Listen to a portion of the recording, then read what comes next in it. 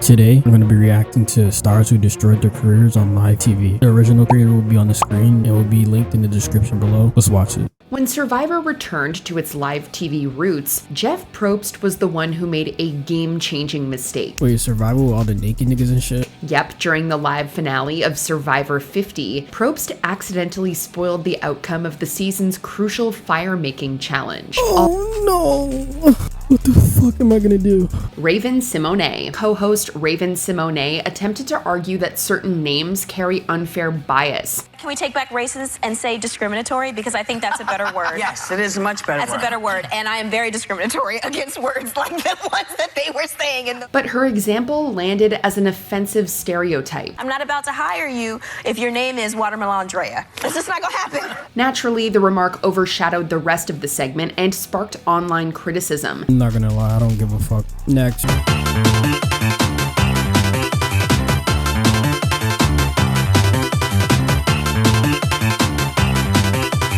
Yo, watch Mojo. This video's kinda ass.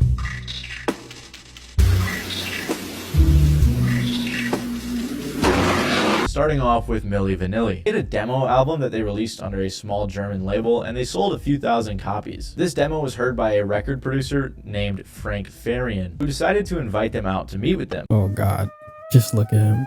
You already know what he's up to. He's either gonna touch one of them or take their money. No in between. Calling it right now. Calling it right now on my soul. Frank was in the process of creating what he called a star group, and he needed Rob and Fab to do it. The two, excited to sign a record deal and finally get out of poverty, quickly agreed to the multi-album contract he gave them, with no understanding of what was inside of that contract. At that moment in our lives, we couldn't think better or wiser.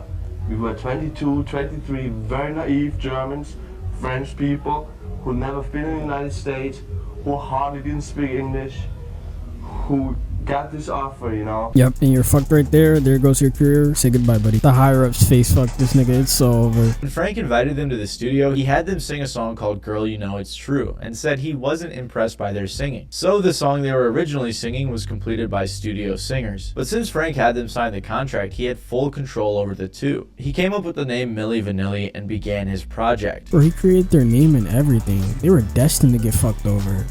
They had no control. And they were just going along with it too. Loki can't even feel bad. Like no suspicion sparked in your head at all. And he didn't read the contract. Pretty quickly the group began touring, lip-syncing to tracks that were already recorded by the studio singers. The main reason Frank recruited them was for their star image, their looks, their dancing, and their style. But the lip-syncing was an issue for the two right away. Rob said he would ask Frank, when are we going to be allowed to give some artistic input? And he would say, yeah, but right now we need you to go out and do promotion. Of course you'll get to do it, just work with us. Oh yeah, say goodbye. Say goodbye. Oh my fucking god.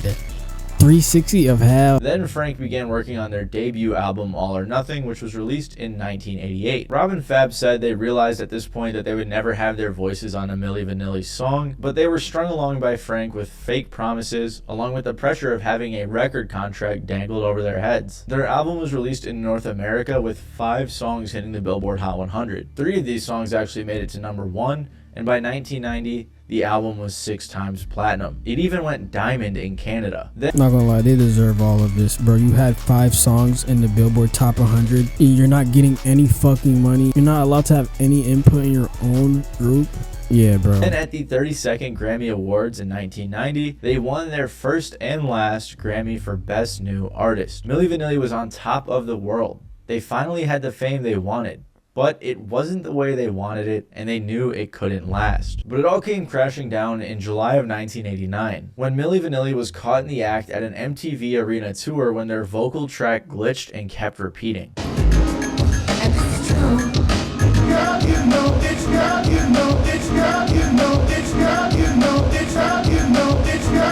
Aw, he knows he's fucked. Damn. Look at him trying to play it off. Look at him. Oh. Other people began coming out and saying that Milli Vanilli was not the real singers. Background singer Charles Shaw wasn't credited in the American release of Milli Vanilli's album, so he claimed that he was one of 3 vocalists, adding fuel to the Milli Vanilli fire. On November 14th of 1990, Frank said he fired the group and admitted that they didn't sing on any of their songs. Wasn't this his idea?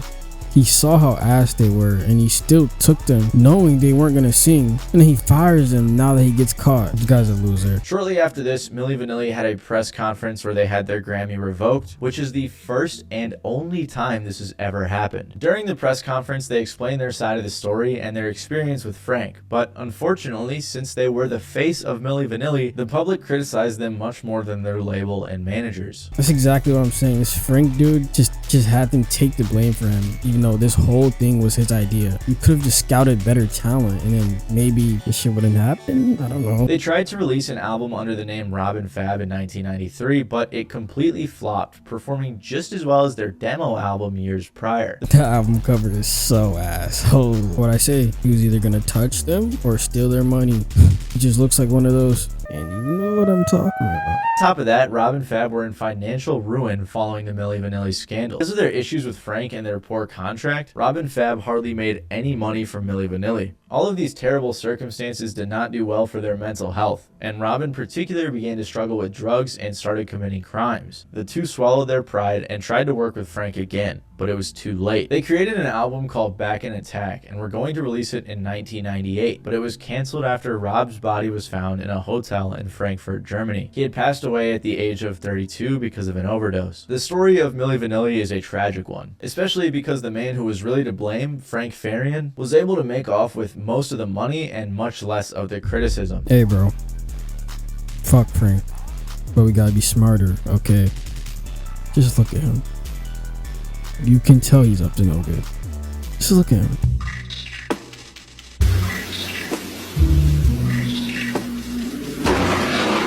Janet Jackson took most of the heat for an incident that was really out of her control. Janet Jackson is a very successful musician, actress, and of course is Michael Jackson's sister. Oh my god. No, I'm playing. I already know this happened. Everybody knows this happened. After the tour, Janet and Justin became good friends and worked together a bunch. So when the Super Bowl halftime show came around, Janet played a few songs and then Justin Timberlake came out as a surprise guest to duet his song Rock Your Body. When Justin reached the final line, which ironically was "Bet'll Have You Naked" by the end of this song, he pulled off a part of Jackson's costume. At first, people were confused and not sure if the move was on purpose because of the nipple cover and the line on the song, but Janet herself looked pretty shocked. And soon after, it would be decided that the incident was not intended and was a wardrobe malfunction instead. I don't know, bro. He ripped that motherfucker. I don't know, bro. I don't know. After the show, MTV and CBS apologized for the flash and said they had no clue the duo's performance included partial nudity, but the damage had been done. The NFL commissioner and the FCC chairman publicly ridiculed Janet. A representative of Janet tried to explain the malfunction, saying Justin Timberlake was only supposed to pull away the rubber to reveal a red lace bra, but the garment collapsed. These niggas just trying to make some money. I already know these niggas got hella CP, hella weird shit on their phone, hella freaky ass king, all of that shit, bro. So, hey, let me stop. Make your money however you want, bro. CBS forced Jackson to release a public apology in which she explained the context and attempted to rectify the mistake. My decision to change the Super Bowl performance was actually made after the final rehearsal. MTV, CBS, the NFL had no knowledge of this whatsoever, and unfortunately, the whole thing went wrong in the end. I am really sorry if I offended anyone. That was truly not my intention. In a later interview, Janet said she felt humiliated that tens of millions of people saw her exposed, but she felt that the outrage was unjustified. What's funny is that some conspiracy theorists thought that this was a way that the media was trying to distract us from the real issue at hand, like the war in Iraq. Regardless, people were overreacting like crazy when this happened. Some media outlets even released edited versions of Jackson's apology to make it seem like the move was intentional. She said, "It's hard to believe that there's a war and famine going on in the world, and yet people made such a big deal about her breast. People said it was done intentionally to sell records. Do you know what? I have never pulled a stunt. Why would you do that and have your album come out 2 months later? It doesn't make sense." The event prompted the FCC to conduct an investigation that was even discussed on the Senate floor. To be fair though, most of the discussion wasn't even about Nipplegate, but instead about basic aspects of the show like the music choice. See, like, these niggas don't give a fuck for real. He has kids on his phone as we speak. See, if this shit happened now, bro, none of this would happen. It would have been A-okay. Niggas are already getting exposed for liking kids, being gooners.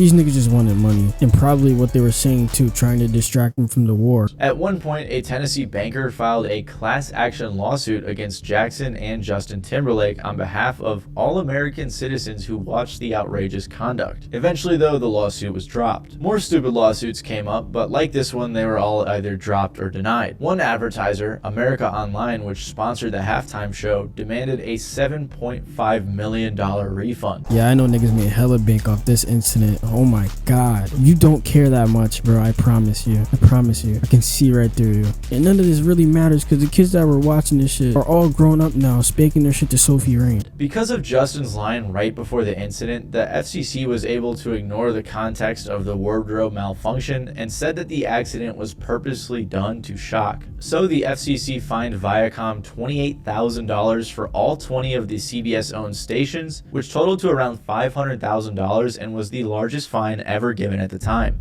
During all of this, Janet received a ton of the blame and very little support. Viacom's CEO blacklisted anything Janet Jackson on all of their networks, and she was barred from attending and uninvited to appear at the Grammys. Nah, that's fucked up. What if it wasn't an accident? They had to have had some inside info that it wasn't an accident, because this is just fucked up. I'm not gonna lie. All because of one incident? Crazy. I have to be missing something. Eventually, the Grammys allowed her to come back, but her, Justin, and numerous other celebrities were required to apologize and comment on the incident. All of this overshadowed the release of her 8th studio album, but regardless, it pushed through and somehow went platinum, selling over 3 million copies worldwide, and it received a Grammy nomination. Good shit, good shit, good shit, Janet. About a decade later, the former FCC chairman Michael Powell admitted that Jackson was treated unfairly. He said, "I think we've been removed from this long enough for me to tell you that I had to put my best version of outrage on that I could put on. Look, I think it was dumb to happen, and they knew the rules and were flirting with them. And my job is to enforce the rules. But, you know, really, is this what we're gonna do?" Yeah, you had them weird ass niggas in your ear talking about some, let's just PR. It was 2014 or something. I'll let you slide. No, I just thought about it. 2014 was like the Seahawks or something. That was not 2014. Alright, it was 2004. Okay, yeah. Definitely had somebody in his ear. He also brought up the issue of Justin Timberlake facing no punishment, saying, "I personally thought that was really unfair. It all turned into being about her. In reality, if you slow the thing down, it's Justin ripping off her breastplate." And PR team told him to say that. Oh god. Fuck with the new PR method, yeah. I fuck with that. It's modern, up to date. Cause I know a nigga told you to say this shit. Good cleanups.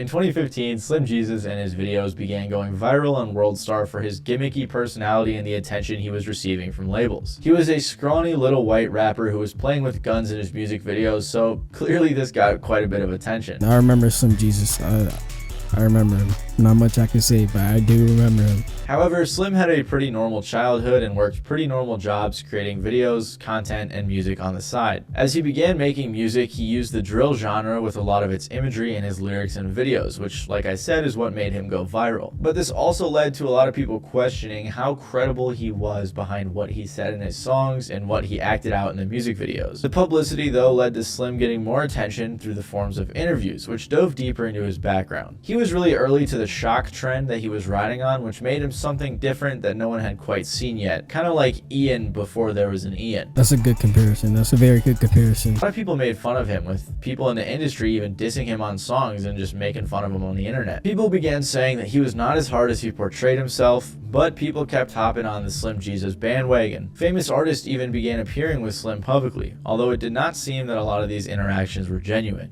Man, fuck that fake ass shit. Come on, Chief Keef. Come on, bro. If you don't fuck with the nigga, don't fuck with him.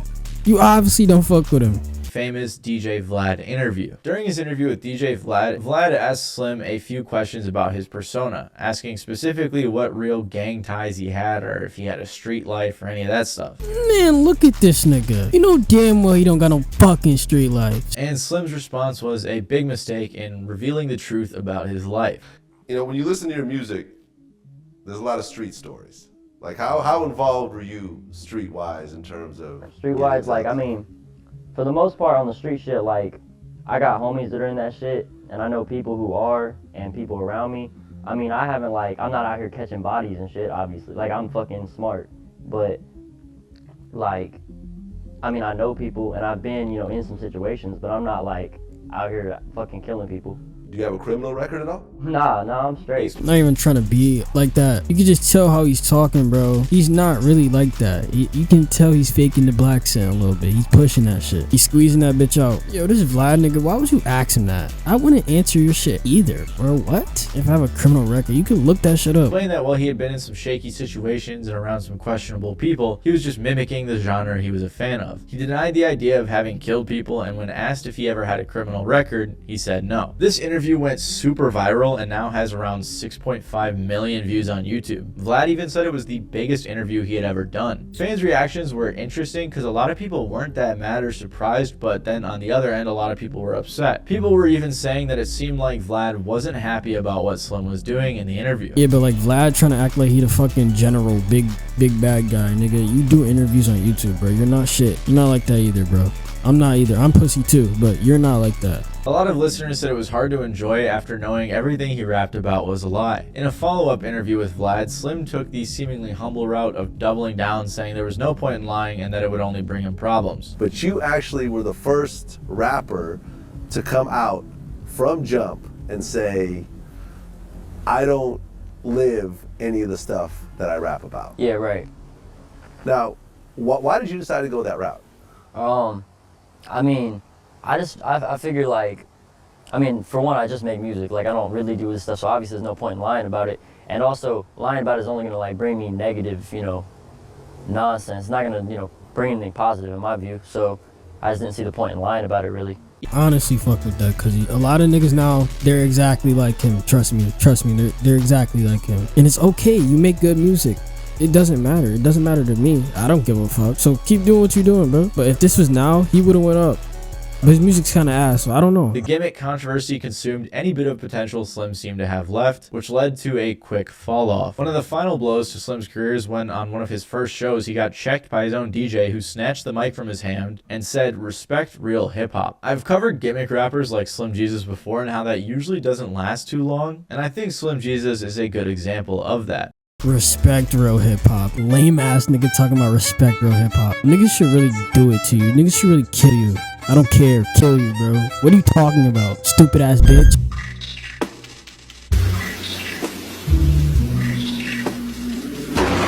Sinead O'Connor was an Irish singer, songwriter, and also activist, which eventually became problematic for her career. Yeah, I don't see that being a good mix at all, forever. Like, if you want to be an artist or a musician and make music, just make music for your sake, because you don't want to say the wrong things and, like, just your career is gone in just a poof in an instant. Like, you gotta stay smart. And if you want to go that route, wait till you're on a bigger pedestal or a bigger stage where you can do whatever you want. At the time, protested some hot topics like child abuse, human rights, racism, and women's rights. Throughout her career, she discussed all of these things regularly. In her 2021 memoir, O'Connor wrote that as a child, her mother regularly beat her and even taught her to steal from the collection plate at Mass and from charity tins. Because of this poor parenting, O'Connor got into a lot of trouble as a kid, at one point even being sent to a Catholic detention center. What she saw there and experienced was a major influence on her activism, specifically with the Catholic Church. O'Connor described punishments at the facility saying, "If you were bad, they sent you upstairs to sleep in the old folks' home. You're in there in the pitch black, you can smell the shit and puke and everything, and these old women are moaning in their sleep."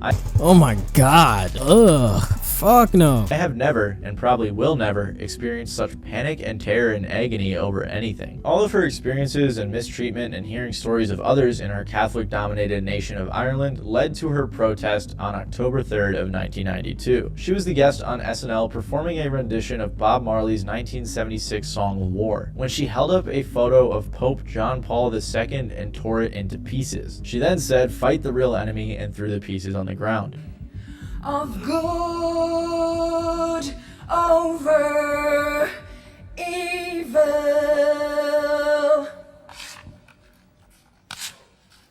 Fight the real enemy. Alright, you didn't have to do all this. During Bob Marley though?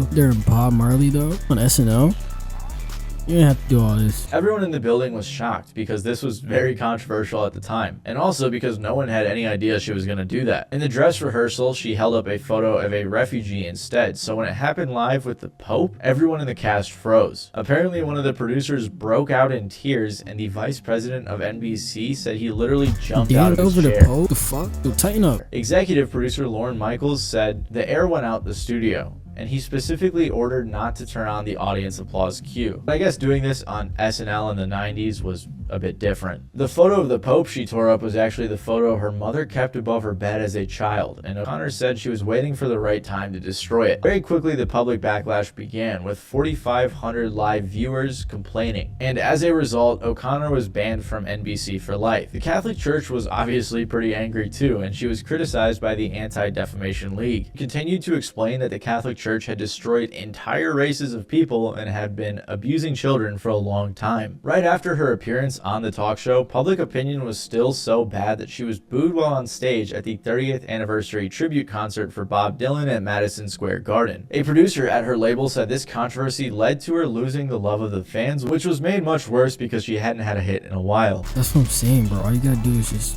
make music. Once you get to that big level where you can really just do whatever you want, you can't really lose fans, bro. You can't really lose fans. They love your music that much, you can't really lose it. Despite how controversial this was, she stood strong and maintained her position, saying she never regretted what she did. She actually said she thought it was her greatest career accomplishment. And to be fair, when looking back, she was actually right. Ironically enough, this incident was 9 years before Pope John Paul II, the guy in the photo that she tore up, publicly acknowledged that the abuse of children in the Catholic Church was a real thing. In 2020, after a lot more details came out and opinions had shifted, Time magazine named O'Connor the most influential woman of 1992 because of her protests. So I understand that at the time I made that gesture, it was an abhorrent idea in America to suggest that a priest could be sexually molesting a child. So I don't have any, bad feelings or anything, but I completely understand why people found that an abhorrent idea. You're just letting them do whatever they want to kids, abuse them, do all sorts of type of stuff. Never knew this, not gonna lie. Maybe I did,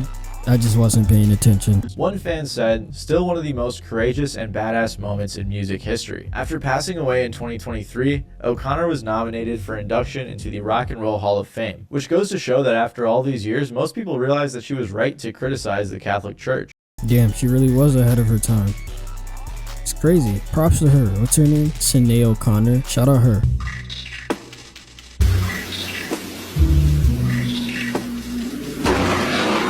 DaBaby is probably one of the best examples of this in recent years, as he went on stage at Rolling Loud and said some crazy things. DaBaby has been in a multitude of controversies throughout his career, one of the biggest ones being when he shot and killed a man in Walmart. The case was dropped as he claimed self-defense, but he also got a little flack for using the news segment where they covered the shooting in one of his music videos. However, after that, DaBaby began killing it, no pun intended, Yeah, I remember this. The nigga Kirk was not playing. I remember this used to be my mom's favorite rapper. No pun intended, in 2019 and 2020.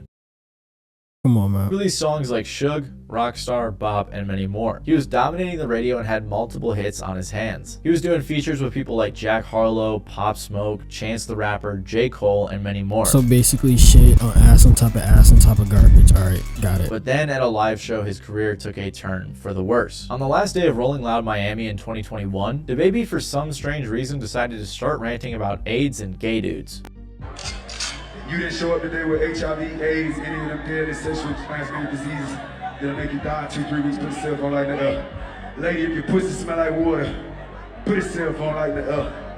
Fellas, lights up. Fellas, if you ain't sucking nigga dick in the parking lot, put your cell phone like that. Let's be real about this shit. Yeah, keep it fucking real. Some of y'all niggas suspect as a motherfucker. Let's be real. I honestly can't imagine what prompted him to say this, but regardless, it was a big mistake. Yo, I remember this. Why did he say this shit? Niggas just saying shit they never said before just because he on stage. What are you talking about? No, deadass, explain. What are you talking about? Many fans said that this wasn't homophobic, but many other people thought that it was very offensive, which led to immediate backlash. He quickly responded on an Instagram story. Me and all my fans at the show, the gay ones and the straight ones, we turned the fuck up. I'm talking about my boy that was at the front of the stage, left over there by where I jumped at. Ask him, he got clips all on his shit. The whole night was recording. We were turned the whole night. My boy had the crop top on, front row. Yeah, out there in that jungle, in that water. Yeah, out there in that jungle, in that water. Yo, did this nigga go to school? He got education, right? There's no way his IQ's above a fucking not average, tell you that. But even after doubling down and talking about how people didn't get it because it was a live show, the backlash continued. Many artists like Dua Lipa, Elton John, Demi Lovato, Questlove, and more spoke out against DaBaby's performance. Then DaBaby tried to apologize on Twitter, but the controversy didn't stop. His song with Dua Lipa was removed from the radio, the clothing brand Boohoo Man ended their collaboration with him, he was dropped by Lollapalooza, he was then dropped by the Governor's Ball, and many more bad things continued to happen. So he finally issued his third and most formal apology on August 2nd, in which he said, "I want to apologize to the LGBTQ+ community for the hurtful and triggering comments I made. Again, I apologize for my misinformed comments about HIV/AIDS, and I know education on this is important. Love to all, God bless." Nah, bro, it's too late. Say goodbye. Say goodbye. Although after this formal apology, he did a bunch of stuff that made a lot of people think that it was disingenuous. For example, he called some people crybabies in an interview, said he couldn't afford to quit right now if he got canceled, and he deleted his apology. Because of all this, he lost out on a ton of opportunities, and the Rolling Loud performance was definitely one of the biggest blows to DaBaby's career. But he didn't stop there. He had a very public beef with his girlfriend Danny Lay. He fought her brother at a bowling alley. Oh shit, I thought you said he fought her. What the all the say? You're going outside, bro. Got curved when trying to kiss a fan, and then it happened again a month later. Why are you trying to kiss fans though? I ain't hear you ask for age. I ain't hear you ask for nothing. What the fuck? He shot an intruder at his house and punched his own artist Wisdom. It all culminated when in August of 2022 he had to cancel a show in New Orleans because apparently he only sold 500 tickets in a 14,000 capacity venue. Robbery, I got $300,000 right now. Brutal, fucking brutal. Just brutal. It was pretty embarrassing and it had everyone saying that he fell off. His last real hit was in 2020 with the song Rockstar, and he hasn't had one since then.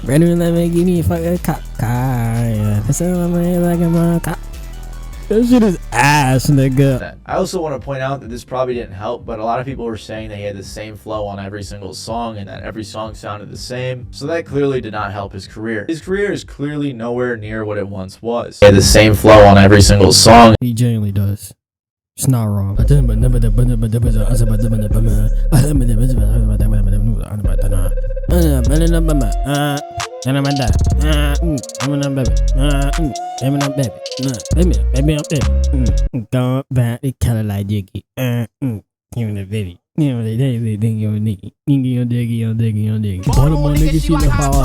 Okay guys, that's gonna wrap up the video. If you made it to the end, thank you for watching. Peace.